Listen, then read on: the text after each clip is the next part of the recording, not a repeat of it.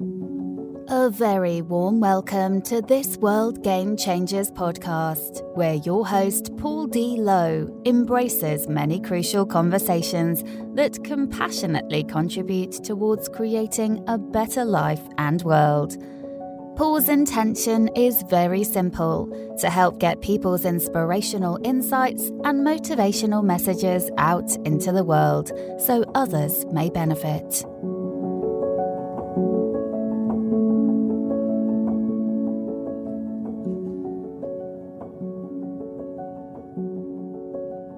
Hello, listeners, and welcome to this World Game Changers podcast episode.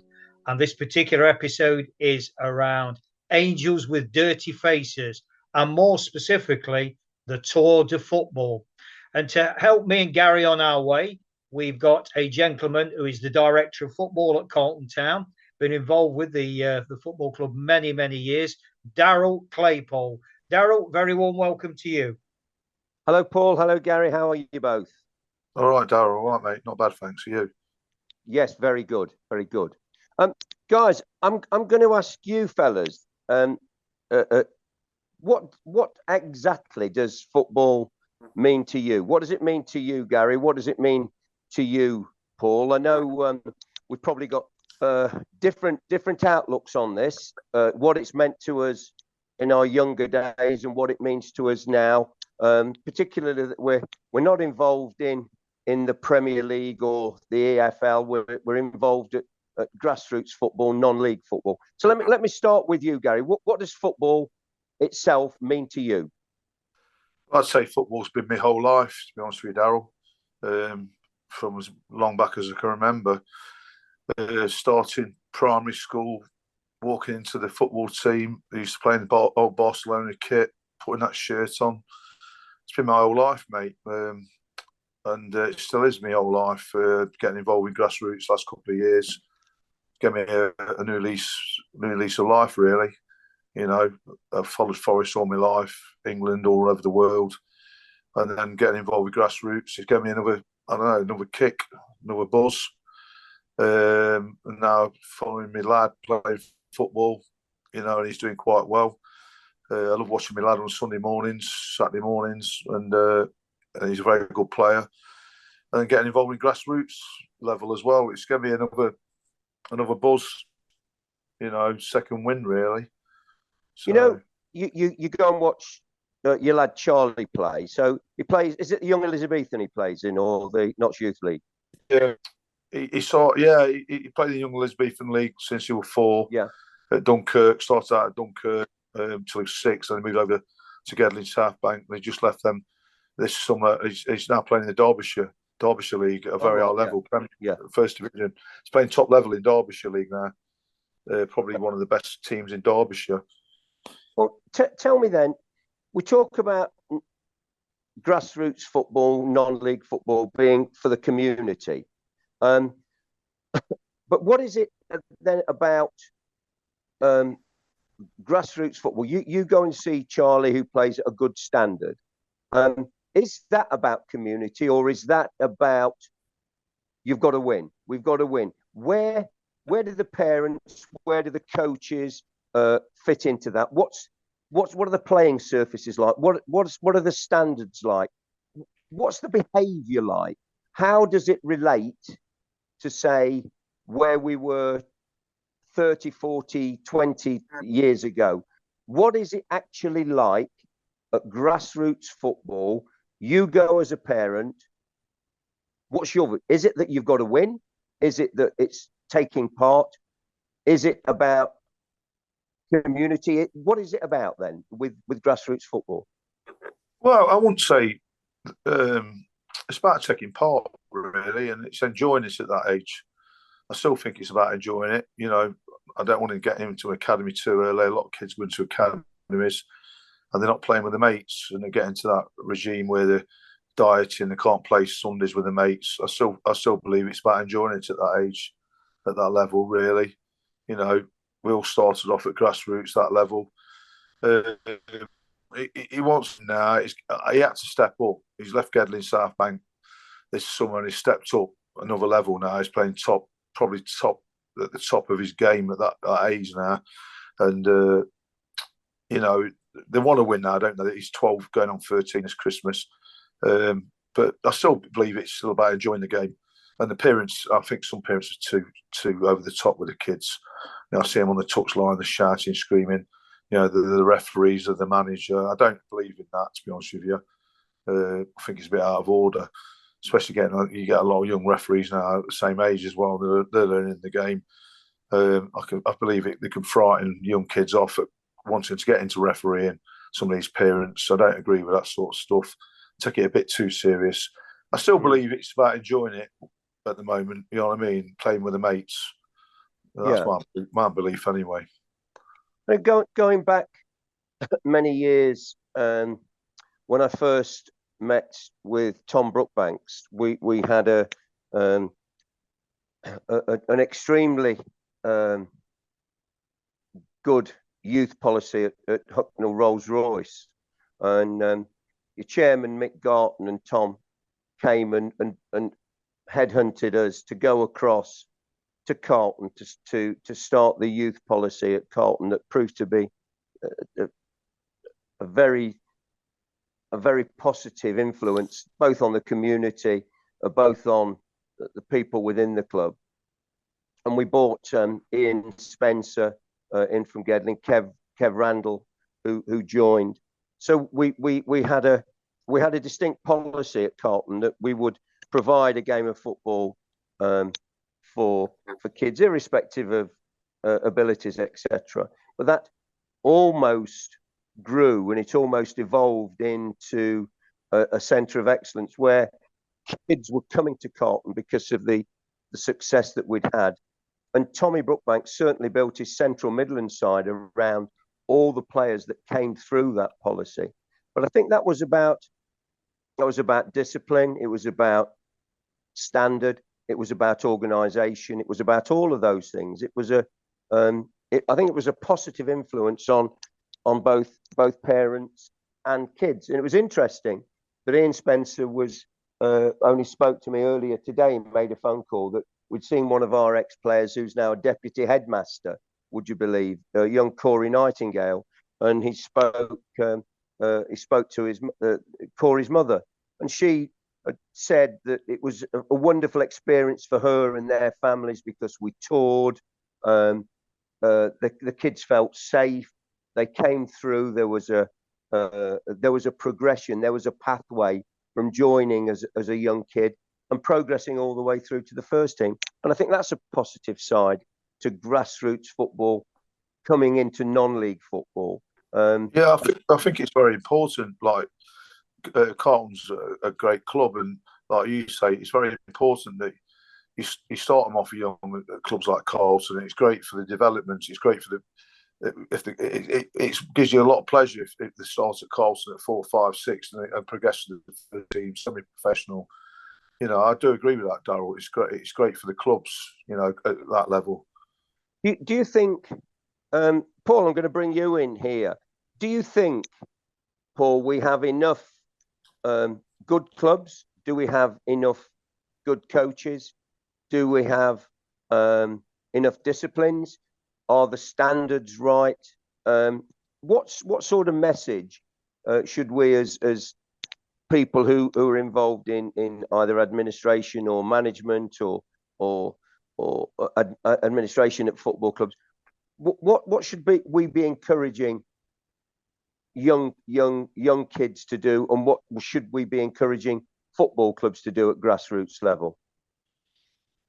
Has been flagged up, Daryl, on a previous episode. I'm a massive lover in life, and particularly in football, of, you know, the style, the philosophy that Pele was brought up with all those years ago. And for me, there's the ball, let the children play, rather than these regimented ways. So I think, you know, the earlier you can let kids express themselves through whatever medium, whether it's painting, you know, sport, whatever aspect it is, and the sport of the football, just give them the ball and let them play, because I think now more than ever in society there's that many expectations. Social media's come into play. There's that much peer pressure that you've got to do this, you've got to do that, you subscribe to the system, blah blah blah. And I think sport generally, and football particularly, which is a game I like to think I'm qualified to talk about, from having worked in the prestigious Nottingham Forest Academy under, in my humble opinion, one of the great masters which was Paul Hart. And learning about the philosophy of life, because I think that's important. Rather than kids just turning up on a Saturday for an hour, a couple of hours, to bring the parents in and say, by the way, guys, I don't just want to be sort of checking you and telling you off for shouting at a young ref. Be part of this. And Cloughie had a great saying: we're in this together, from the chairman to the tea lady. And I massively believe in that philosophy in life. We're in this together. Now, my finger's off the pulse a little bit, Daryl, in terms of, the infrastructure of youth football, but I would like to think that unity can prevail. And then we can talk about things together around discipline, around respect. So they're not just fancy buzzwords that you see on paper. Do you think the charity that you guys were involved in, World Game Changers, can do something positive then? Can we do something positive to either encourage that as a return to those standards of maybe some years ago? Because I tell you what I see myself. I see when I go on the parks on Saturday mornings, on Sunday mornings, and have a look. If I'm walking the dog, or there's a game that takes my fancy, I do see, and I have to say it, I sense that there is such a competitiveness. I mean, a real competitiveness. And I don't mean from the players. It's from the touchline that you alluded to earlier, Gary. It's almost the parents are reliving the youth through their kids. And it is that desire for almost a meal ticket, that if my kid can get into an academy, there's a potential that he could get to a level of football, and we can bathe in that glory that the child can bring us. I do see that. I feel it, and maybe sometimes I read about it, and it is a concern, because the percentages of kids making it at professional footballs are so low. But there is a route for them to enjoy football, both at a junior level, at a grassroots level, and through non-league football.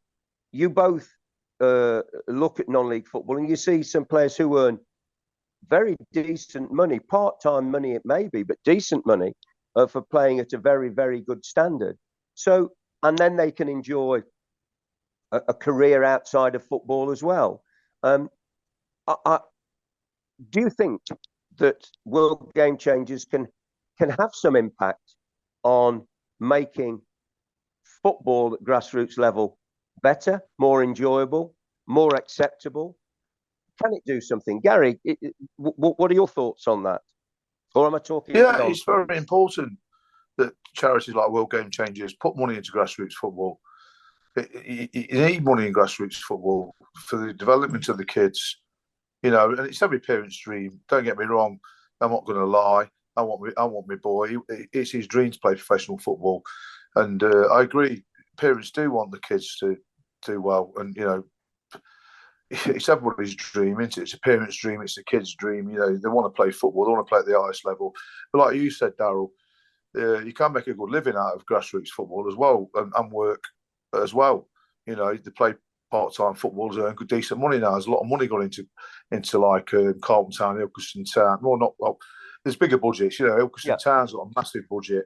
They're paying players silly money. I've heard a lot over the last year or so. Some of the Grantham Town, they're pumping a lot of money into this sort of type of football. And some of these players are on earning £1,000 a week, and then they've got a good job as well on the side, probably earning another £1,000 a week. And it's a good living, isn't it? It's a good standard. Yes, absolutely. So, guys, you've both been involved in football for a long time. Earliest recollections then from both of you. Paul, your earliest recollection and anything that's potentially you've stayed with you for up until now, something that you may have seen, heard, somebody you've spoken to, a recollection from your earliest days, if you can help us out. Yeah, certainly. I mean, just picking up before I move on to that excellent question, Daryl. You know what, Gary coined a phrase there: play at the highest level. And for me, this kind of addresses your previous question. Okay, so you can talk about the game, you know, the beautiful game, brackets of football. For me, there's an even bigger game, and it's called the game of life.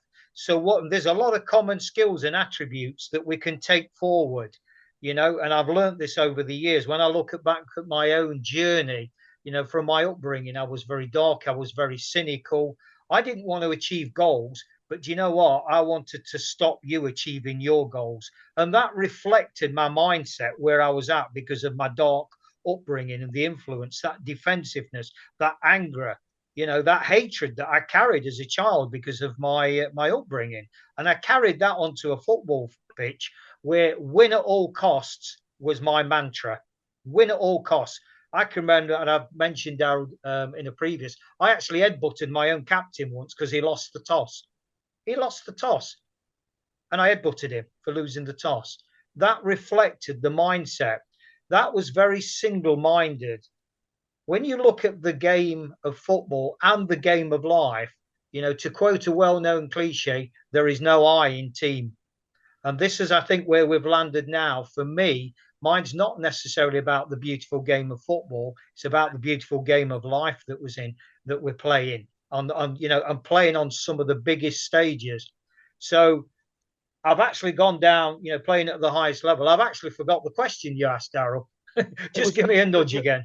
Your earliest thoughts, the earliest recollections, something that you can remember from the early part of your life, getting involved with football. You know, you were at the Forest Academy. Maybe something from that period. Yeah, I can give you that. Definitely, there's something that's massive on that. I want to go back till the 21st and the 23rd of March, 1974. That's my earliest recollection. Well, actually, no, it's not my earliest recollection, but arguably my most poignant.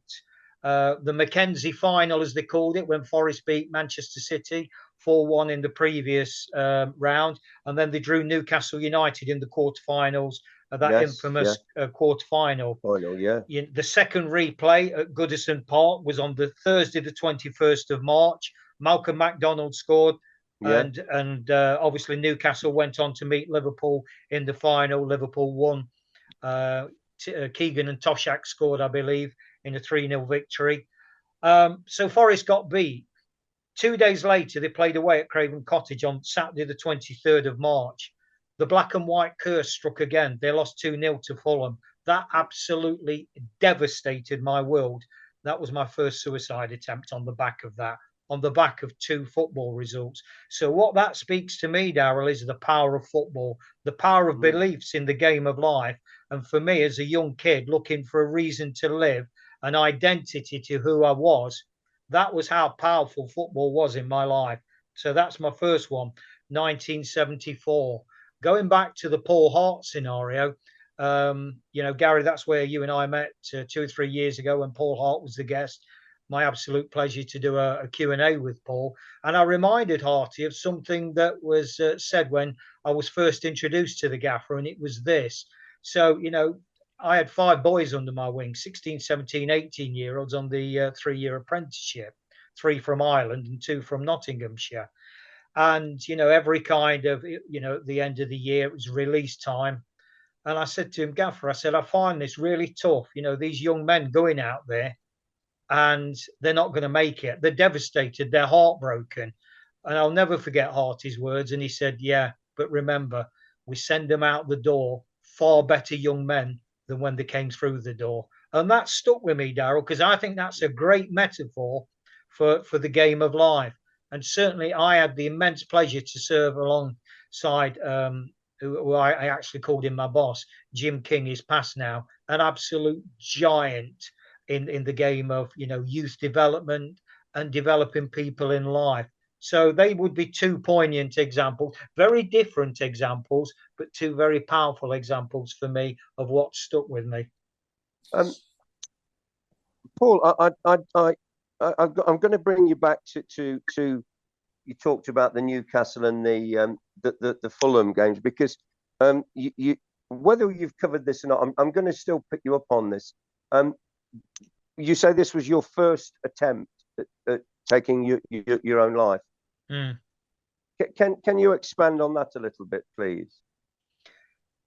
When you create a belief system around something, and it can be whatever, and football's a very, very, very powerful medium. I mean, you look particularly at the Geordies, the Newcastle, so they are fanatics. In my opinion, they're arguably, I think Forest have got a phenomenal, loyal band of supporters.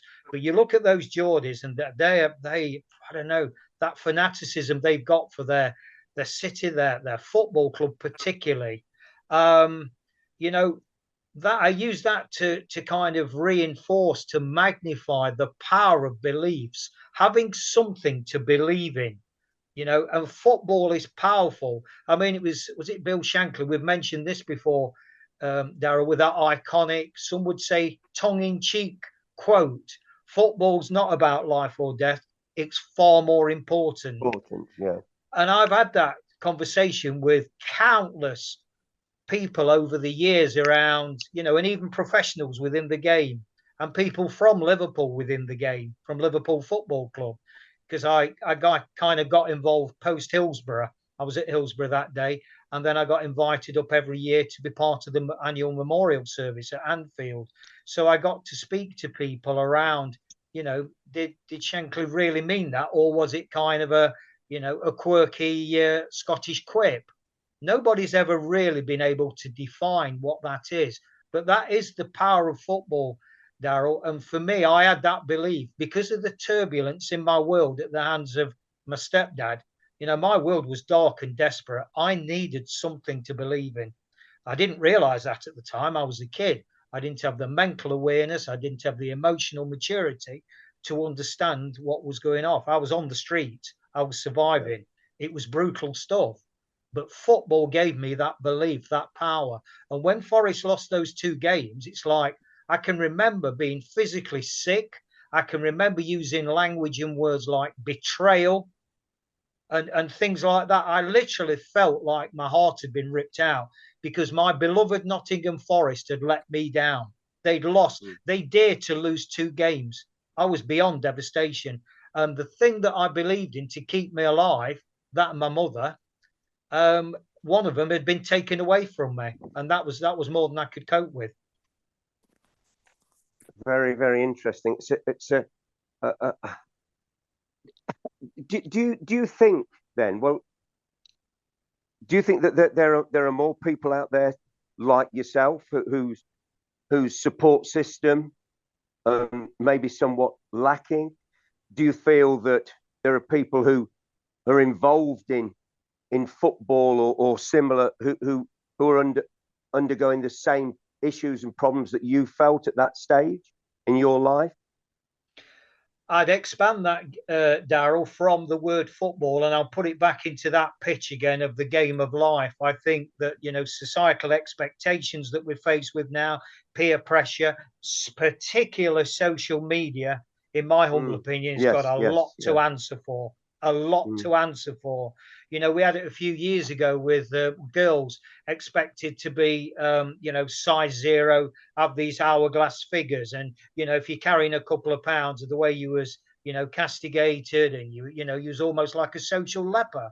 That, so I think yet again, Daryl, for me, the beautiful game now extends beyond football and actually goes into the beautiful game of life. I think football is just one medium of expression, like I said at the top of this conversation, that allows us to express ourselves. But that's why, from my own point of view, a lot of the work and that I'm doing now is hopefully stretching that mindset and saying, do you know what, the game of football is still a beautiful game, depending how you play it. But do you know what, if you're not going to make it in the pro game, why don't you play on the pitch in the game of life? And that's where grassroots football, it offers a fantastic opportunity to still have that camaraderie with your mates, that community spirit that, is there by the bucket load full in Carlton Town. I don't go to Carlton Town for the football. I go to Carlton Town because I love the people. I love the sense of community spirit, have a laugh and a joke with people like Gary, yourself, Daryl, Mick Garton, the chairman, Tommy Brook, the list goes on. That's why I go to Carlton Town, because it's a fantastic community spirited club. And as human beings, there's two things that we all need. We all want to be loved, and we all need to know that we matter. And you go to a club like Carlton, and the Carlton Towns around the country, Carlton hasn't got that uniquely all to itself. For me, it has. And I dare say for Gary, it has. Although I think Gary used a bit more of a, did you use the term Gary football tart? Because your loyalties are a bit more diverse than mine. Yeah. Like I said in a previous interview a couple of nights ago, I've got I'm affiliated with a lot of clubs for various reasons, and I just love football. I always get my football fix. If I can't make a Carlton game or a Forest game, like this weekend, before the Carlton game might be off at Dunstan, straight away it was a 8:30 pitch inspection in the morning, so we knew it was in jeopardy. I looked at the fixtures: Mansfield were at Harrogate and Plymouth Argyle, two of my clubs was at Burton Albion, and I was going to take my boy to another game to get my football fix. I said to my boy, "Where do you want to go?" He said, "Let's go watch Plymouth." I went to see Plymouth for a while, not since last year, because we got affiliations with Plymouth, with family and stuff and friends. So that's the reason I've got one or two clubs. You know what I mean? I love my football, so I've attached myself to a few clubs. So I get my football fixed one place or another. You know what I mean? Forest is your first love, though, Gary. Yeah. Well, and Leeds United. I mean, a lot of people know this. It's quite common knowledge. Get a lot of stick off the Forest lads still to this day. That I was a bit of a Leeds fan at school. Cried my eyes out when they lost the European Cup final in 1975. Watched it with my granddad and my family, and they lost 2-0 to Bayern Munich. Yeah. Should have won. They got robbed that night, and I just cried my eyes out that night. Like you said, that's how football gets you. I was roaring. I went to bed crying, watching Leeds lose that European Cup final. But yeah, Forest were possibly were my first love, and I had a bit of a. I love Leeds United at the time at school, you know what I mean? So I think a lot of kids are like that at school. These days it's Manchester City, innit? Arsenal, Manchester United. The Forest were in the old second division at the time, struggling. And when you're that age, you don't really know any better, do you? You know what I mean? But obviously, Forest are my team. They've always been my team, you know what I mean? Yeah. I recall as a young kid, coming from Leicester, my auntie who lived in Ashby de la Zouch, taking me down with my uncle to watch Leicester against Stoke, and Stoke City had got the great Stanley Matthews playing, and the ground was absolutely rammed. And I remember coming down the A50, and as a young kid, an impressionable young kid, all I can remember was seeing the red lights of the cars breaking up ahead and getting to Filbert Street, a ground I'd never been to, didn't know much about it, and never been to a professional football game, but going there and seeing the floodlights and going up the steps and looking out and seeing this, I can only describe it as the most fantastic sight I'd ever seen in my life, which was a green football pitch. It was grass, and I can't explain enough about how wonderful it was. And sitting with my my auntie and uncle and watching Stan Matthews, who would have been 46, 47 years old then, just come back to play for Stoke. and the crowd, to a man, which they mainly were then, not too many ladies at the football in those days, but standing up and applauding every touch of the ball. And an interesting sideline to that was that Richie Norman, who was left back marking Stan Matthews that evening, is a physio at Nuneaton Town in the Southern League. And shortly after that game, I'd signed us on schoolboy forms for Leicester, and my dad took me, and we met with Matt Gillis, who was the manager of Leicester City at the time. And my dad said, wonderful Stan Matthews playing, absolutely fantastic, how wonderful. And he said, yes, we had to have a word with Richie Norman, though. And my dad said, why was that then, Mr. Gillis? Well, he tackled Stan Matthews twice. And we told him very clearly the crowd hadn't come to see him, but they'd come to see Stan Matthews. And we told him not to tackle him. Now, that was football in the 60s. I can't imagine Brian Clough or Bill Shankly or Don Revie or anybody saying to a Paul Reedy or a Stuart Pearce or whoever, don't tackle their right winger because the crowd haven't come to see you, they've come to see him. But I queried that little story with Richie Norman only last season. And I met with Richie at the Nuneaton game, and I said to him, is this a true story? And he said, oh, yeah. He said, Matt Gillis was absolutely livid. And he echoed that. The crowd haven't come to see you, Richie. They've come to see Stan Matthews. So the manager of a first division football team telling his fullback off for tackling their right winger.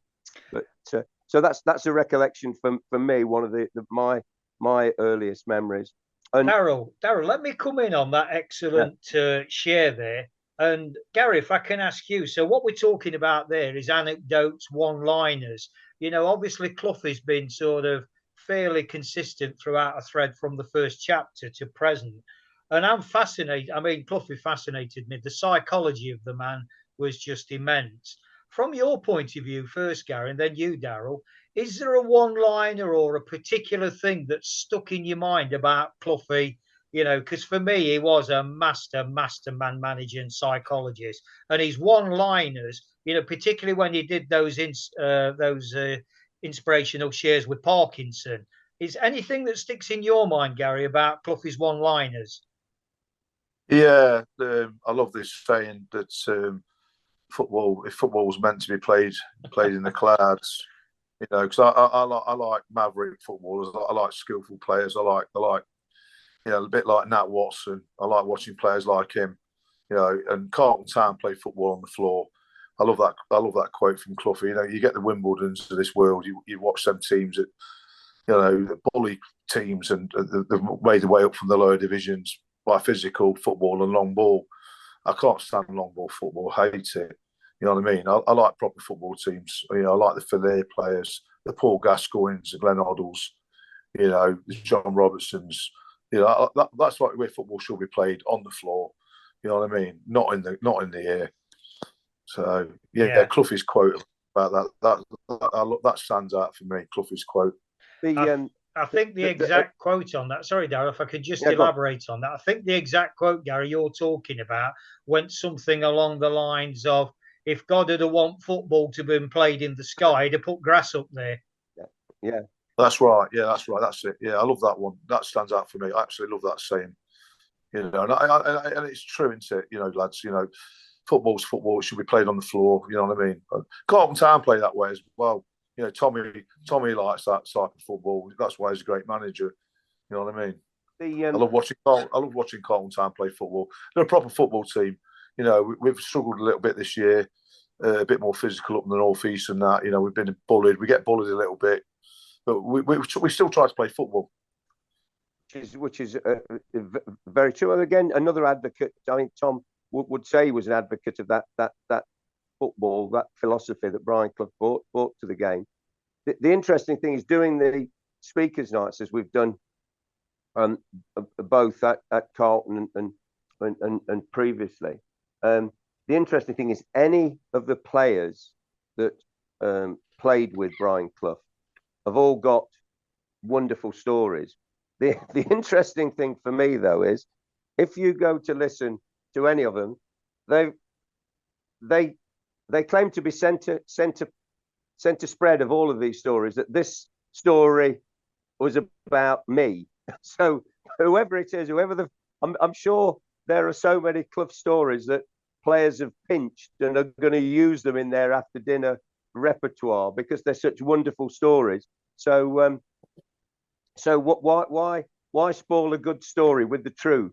Absolutely. may as well continue it. But my favourite Brian Clough story was, I think, before the European Cup, and I forget who it was, and I think it was an Archie Gemmell, that Archie don't think drank, and that it got them drinking, and he almost forced Archie Gemmell to have a drink before he let him go to bed, prior to one of the European Cup games, and I think he blamed him for something afterwards. But there are a number of stories like that. I mean, and the ones where he's basically, I think Stuart Pearce told a fabulous story the other day on radio about when they played at Millwall, and Millwall with a side that everybody was frightened of.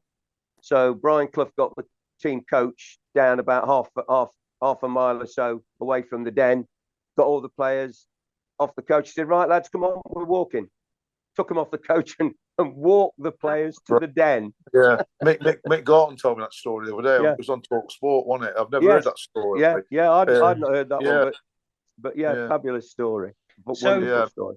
Famous one-liner then, Daryl. Famous one-liner. What would that be?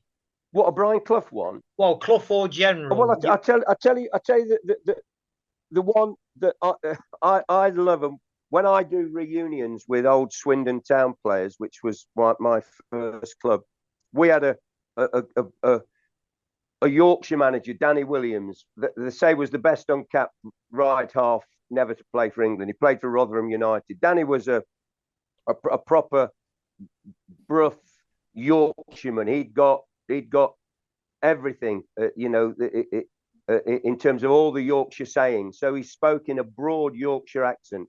So I want you to imagine this is a team talk before a game. So he says to the fullbacks, "Hit the long uns and away that goes." Now, so that's, I don't know which FIFA coaching manual that one's from, but "hit the long uns and away that goes." Another one from Danny Williams was, we had an Australian international, a lad called Roger Hendrick, who was a Derby lad, and he went to play out for Croatia in Australia, in the Australian League before it became, the A-League or whatever. And he played out there. He came back. But Roger was an intelligent lad, and he used to read the Financial Times, which, of course, is a pink newspaper. So Roger had left his Financial Times in the players' room. Danny came in, picked his Financial Times up, and read it for about 10 minutes, and we all sat round the players, and he says, "Dost thou know the bloody Pinkin gets worse? There's naught about bloody football in it this week." So we had a local football paper, which was the Pinkin, like, the Green or whatever. Yeah, I remember. He'd picked it up, he'd read it 10 minutes, and he thought, so Danny was a character. But there were lots and lots, lots of characters in and around the football in the 60s and the 70s. And of course, it didn't have the benefit in those days of all the sports science that we're blessed with now, because you guys see it the same way that I do at non-league level. We've got a plethora of people on the bench. That the old dugouts used to have the old-fashioned trainer, a couple of subs, and maybe an assistant. Now you need a 20-man seating arrangement to get all the staff in, and there's a physio, an assistant physio, physio's friend, there's all manner of people. So sports science, I think, is playing a huge part in the development of football today. I think Sven Goran Eriksson brought that was probably one of the first two. Arsene Wenger as well, wasn't it? Arsene Wenger, yeah, he changed the face of Premier League football for us all, which, gentlemen, brings us very nicely onto Premier League football. We have next May a challenge, a cycling challenge, and it's called the Tour de Football. The Tour de Football is where World Game Changers are inviting charities, 10, 12, 15 different charities, to come along and take part in the Tour de Football.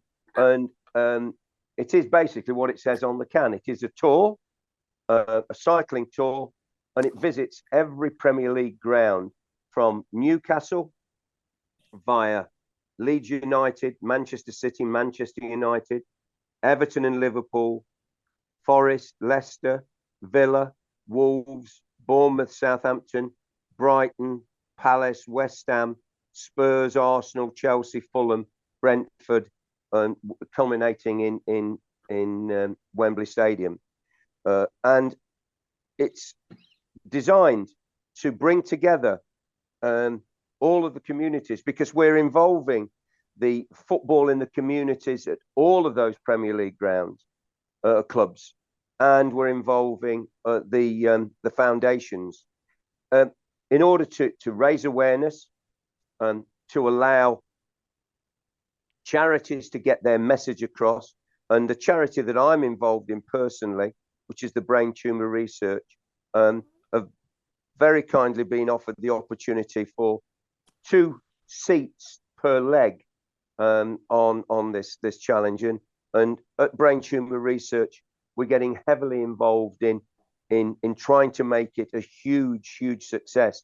It is a challenge that involves the potential for raising over £500,000 plus for numerous charities and for World Game Changers itself, to enable us to affect some change, to raise awareness for local charities, to bring together charities involving the police, the military,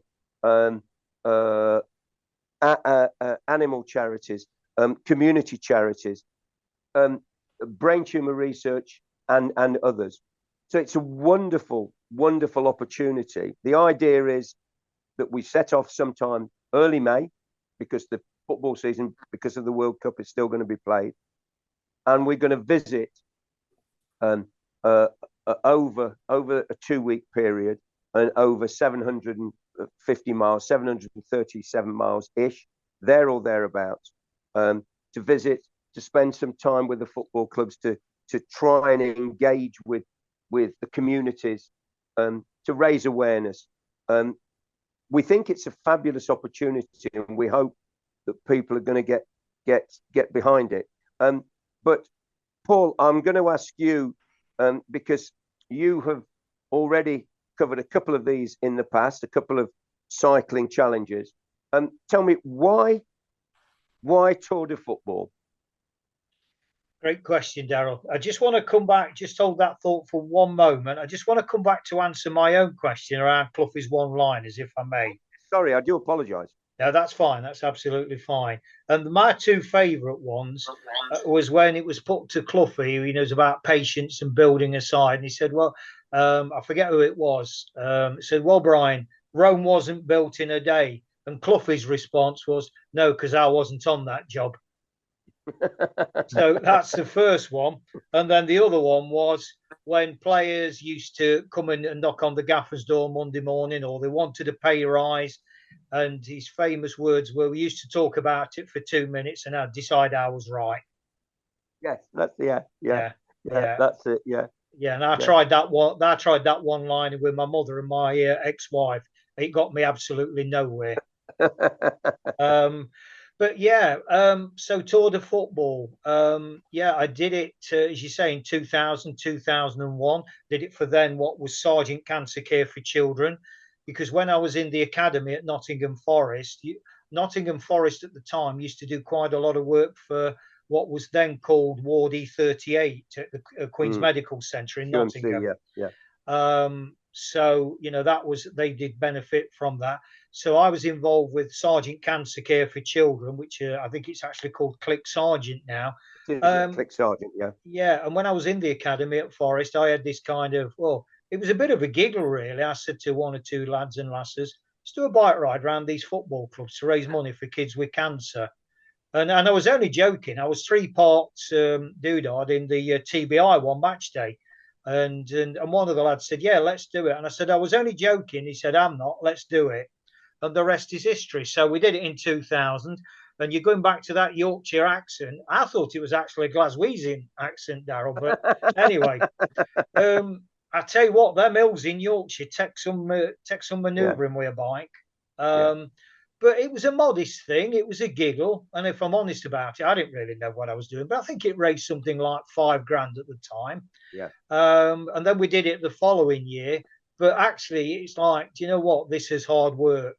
This is hard work to raise £5,000, you know. And so there wasn't a carry on from that. But it's never kind of left me, Daryl. It's always been with me. And it was about 5 years ago. And I had this thing in my head that one day when Forest get back to the Premier League, that's when we'll do the Tour de Football. And I have the immense privilege to be at Wembley on the 29th of May this year, 2022, when Forest, you know, beat Huddersfield 1-0 to reach the Premier League. And in that eureka moment, and ironically, I was stood right at side of Mick Galton, the Carlton Town chairman. And, you know, amongst all the elation, the tears of joy that was flying around, certainly from the Forest contingent, was right. The time has come. Right. So that's where the, you know, new breath was breathed into that concept, Daryl, to answer your question, that had been flying around in my head, more importantly in my heart, for a good few years, knowing that the time would be right, or just would seem right, when Forest got promoted. So if you're looking for a date to pin it on, 29th of May, 2022. For brain tumor research, during July I did the John O'Groats to Land's End virtually. So I did it from the Nuffield gym in Chesterfield, and it was a huge support network that we got, and we raised a substantial amount of money on the back of that for brain tumor research, which I'm eternally grateful for the support that we got. And on that, I got Phil Jennings from Carlton joined me. Martin Ball and I did the biggest and longest of the trips, because the story there is that on the Saturday, you guys know better than me the lovely, wonderful people at Merthyr Town, and I went to Merthyr because they did a sponsored walk for the charity that was from the Naira Bevin Memorial in just outside of Merthyr, and we walked, and my wife Sylvia came, and we had an absolutely wonderful day with those lovely people, and they raised a substantial amount for the charity. They were absolutely fantastic, and so because of that, I lost the day cycling. So and I also lost the day when Tom, my son, who was diagnosed with the brain tumor and got married. So we lost a couple of days, and Martin Ball, bless him, and I, we cycled for the whole day, hour upon hour. So I know this is not going to be an easy challenge. So I understand. And when you've got some, for example, Newcastle to Leeds, there's over 103 miles there. There's a big jump, Bournemouth down to Wolves to Bournemouth, 160 odd miles. So there's some big chunky miles that we're going to be asking people to travel. So it's not going to be a given. It's not going to be an easy thing. But what would you say, Paul, is the main objective of this? I think it's this sense of unity that we spoke about earlier on. We're in this together. Yes, it is. predominantly organised around the 20 Premier League clubs. However, let's not forget we've spoke earlier on today, Daryl, and it's obviously probably not appropriate and premature at this moment in time to single one or two names out of EFL clubs. But I think what is appropriate, what is definitely appropriate, is to fly the flag for Merthyr Town, is to fly the flag for Carlton Town, because of this kind of £500,000 intended target. These beautiful communities, grassroots clubs are going to benefit from that. They might not be in the saddle going from, I don't know, Newcastle to Leeds, or from Forest to Leicester, or whatever the leg is. But, it's this recognition of amazing clubs, amazing communities, beautiful, selfless people. The three of us was at Merthyr Town earlier on in the year. I will never forget that day. Never forget that day. It was, it was humble. Day. Yeah. It was humble. It was grounding. It was an amazing day. And, for me, that is what this bike ride's all about. It's not about the glitz and the glam of the 20 Premier League clubs. That's just the kind of the stepping stones. It's about this unity. Do you know what, guys? Yet again, we're all in this together, from the chairman to the tea lady. Gary, have you got any thoughts? Because obviously your heart is, I know from the conversations we've had privately, a part of that belongs to Merthyr Town. Certainly a big part of it belongs to Carlton Town. This sense of unity, togetherness that we've often spoke about, massive respect to Ireland when we went to Kerry recently. Any thoughts around it from that angle? Yeah, I think it's a great what you guys have organised and doing, and raising money for the grassroots football, Merthyr Town, and especially these hard times, after COVID and these lower clubs struggling. We all know the Premier League boys are all right for money. I'd like to see the Premier League clubs put a bit more money towards the grassroots football, and what you guys are doing is amazing. Everyone's struggling. Carlton Town's struggling, being put in the North East League with the travel costs. I went to watch Merthyr recently at Buxton in the FA Cup. They're great people, and these are community clubs. And they start losing these community clubs. It's going to take that at the community. And these are working clubs. You got the academies there, the kids play football. Carlton Town's open 6 days a week. It's a working club. If these clubs go extinct, and lose these clubs, you're ripping the community apart, and what you're doing. These clubs need help like this. It's an amazing effort what you're doing, and these clubs need all by doing this sort of thing. You know what I mean? Can you imagine if the Murphys are taken away from us, the Carlton Towns are taken away out of the community? It's ripping the heart out of the community, isn't it, boys? Definitely. And this, for me, speaks to that game of life that we're involved with. Yes, this is the medium of football, but it's such a great. That's why it's such a great thing, to stand there on the terraces with your meat pie, your bovril, talking about, I don't know, the humble, the simple things in life. And I think we've lost that as players in the game of life. We tend to sort of get distracted on the big things, or what we think is the big things. And for me, one of the lessons learned is to go back to basics, because it is the simple things about looking after each other, looking out for each other, that sense of community, being able to trust each other. And a word I made a note, Daryl, when you was talking earlier on about, the glue that holds, academy football and that kind of thing together. And a word that I didn't use, and I'm surprised at myself, but is values. And I think it's time to bring values back to the game of life. And, particularly, dare I say, from the old guard like us, we're all 21 plus now. So, I think it's incumbent upon us to be good managers, good directors in the game of life, put our arms around these young up and coming players, whether it's on a football pitch or in the game of life, and show them the right way, because those young people can show us a hell of a lot as well. It's a two-way street. Indeed. I would say, though, Paul, if anybody out there who listens to this podcast and wants to get involved in any way in the tour, if they've got an idea, a charity that they might want to got where it can raise money for its own charity and want to put a cyclist in, if they've got any ideas on how we can raise extra income. We're talking about memorabilia, and we're talking about making each visit to the club something special. So if you're listening and you're from somewhere near a Premier League club and you've got an observation or a suggestion, do they have a way of getting in touch with you, Paul? Yeah, I mean, the contact details, I mean, check out the World Game Changers podcast, even the World Game Changers website, which is www.worldgamechangers.org. You'll find us there. You know, my own sort of personal profile. You can find me at paul-low.com. You know, there's these mediums. Gary is very, very extensive on social media. Anybody that reaches out to Gary, I'm sure he'll just signpost into our direction. Daryl, you've got your social media stuff out there. Yeah. We're not going to be difficult to find. Super. Wonderful. Gentlemen, thank you very much indeed.